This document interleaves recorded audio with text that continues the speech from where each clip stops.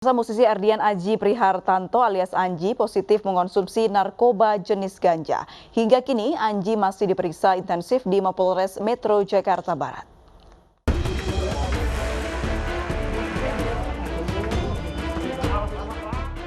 Musisi Erdian Aji Prihartanto alias Anji menjalani pemeriksaan intensif di Mapolres Metro Jakarta Barat.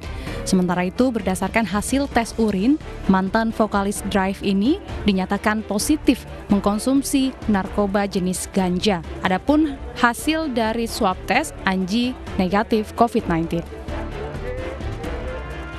Di hari ini saudara AN, EAP alias AN, kita lakukan proses pemeriksaan kesehatan. Ya. Apa saja tadi ada rekan-rekan media yang bertanya apa saja yang dilakukan pemeriksaan. Ya semua itemnya ya dicek seperti tensi, suhu dan sebagainya. Termasuk di swab, termasuk juga kita lakukan lagi pemeriksaan urin kaitannya dengan dugaan penyalahgunaan narkobanya. Ya, itu yang kita lakukan prosesnya hari ini. Proses-proses yang lain saat ini kami masih melakukan pemeriksaan. Sebelumnya, Anji ditangkap di studionya di kawasan Cibubur Jumat malam. Saat ditangkap, Anji hanya seorang diri. Polisi kemudian menemukan barang bukti narkoba jenis ganja. Dari Jakarta, Nadia Raisa, Seprio, Jaka Samsa, iNews melaporkan. Tim Satgas Narkoba Polda Metro Jaya berhasil mengungkap kasus narkotika jenis sabu seberat 1,1 ton. Narkoba tersebut diduga berasal dari Timur Tengah.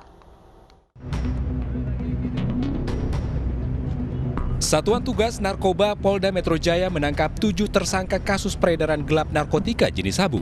Barang bukti sebanyak 1,129 ton sabu diamankan dalam penangkapan ini. Dari 7 tersangka, 5 diantaranya merupakan warga negara Indonesia dan 2 lainnya warga negara Nigeria. Diduga sabu berasal dari jaringan internasional Timur Tengah dan melibatkan narapidana kasus narkoba di dalam lapas. Pengungkapan ini menambah daftar upaya penyelundupan sabu ke Indonesia. Tercatat sejak awal Januari hingga Mei 2021, sebanyak 3,6 ton sabu terdeteksi masuk ke wilayah Indonesia.